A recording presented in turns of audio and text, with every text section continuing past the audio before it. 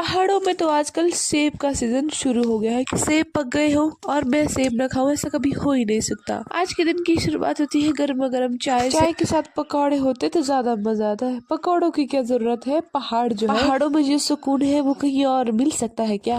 अरे आज तो हम कहीं जाने वाले। अरे रुको, इतनी भी क्या जल्दी है, धीरे धीरे हम सब कुछ बताएंगे ना आपको। अरे इन लोगों की भी तो पेट पूजा करवानी होगी, वो काम तो मम्मी ने सारा कर लिया। अब रोज रोज सारा काम मैं करने लग जाऊं, मम्मी को अच्छा थोड़ी ना लगेगा। सारा काम निपटाने के बाद हम लोग चल पड़े। रास्ते में मुझे दिख जाते हैं जीडी के नूनू, और ये भी सारे खत्म हो गए थे, सड़ चुके थे। आखिरकार 1 घंटा पैदल चलने के बाद हम अपनी मंजिल के बहुत ज्यादा करीब है। तो आज हम अपनी जोत को आए हैं जहाँ का व्यू कुछ ऐसा है। यहाँ पर हमारा सेब का बगीचा है और हमारी थोड़ी सी जमीन और पहाड़ों का सुंदर नजारा। दूर दूर तक देखो तो पहाड़ी पहाड़ है। स्ट्रगल भी उतना ही ज्यादा है। पानी के साथ साथ रेस्ट भी ज्यादा जरूरी है। फिर यहाँ पर हम बैठ के थोड़ी देर गप्पे मार रहे थे। जैसे ही पानी पुनी पी लिया मैं तो भाग गई सीधी खेत को, क्योंकि मुझे तो सेब खाने थे।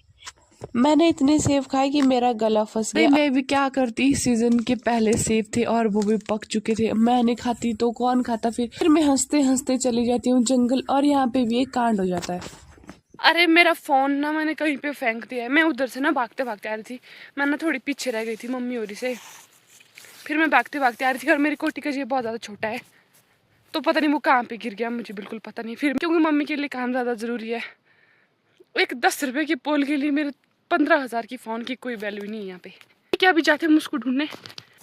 फ़ोन की आवाज़ ना कहीं यहाँ जैसे आ रही है। फ़ोन कर लिया मैंने, मैं ढूंढती हूँ।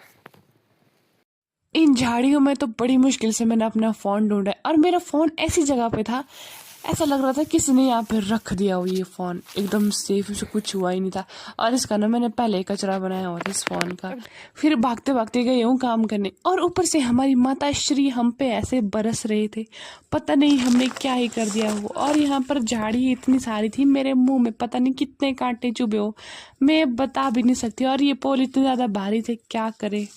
ये वाला काम खत्म करने के बाद हम लोगों ने किया रेस्ट। खाने को मिले टेस्टी प्लम। आजकल पहाड़ों में दोस्तों बहुत सारे फ्रूट्स पके हुए और रसीले रसीले फ्रूट्स पके हुए, जिनको खाने का मजा तो कुछ अलग ही है। फिर उसके बाद हम लोगों ने किया थोड़ी देर रेस्ट। फिर भाऊ और मम्मी यहाँ पे लग जाते हैं अपना काम करने, और मैं चली जाती हूँ अपने हिस्से का काम करने। अरे वहां पर भी मुझे लग जाती है चोट, 4 चोटें लगी, मेरे खून से लथपथ हो गया मेरा। दिन भर काम करते करते पता ही नहीं लगा शाम कैसे हो गई।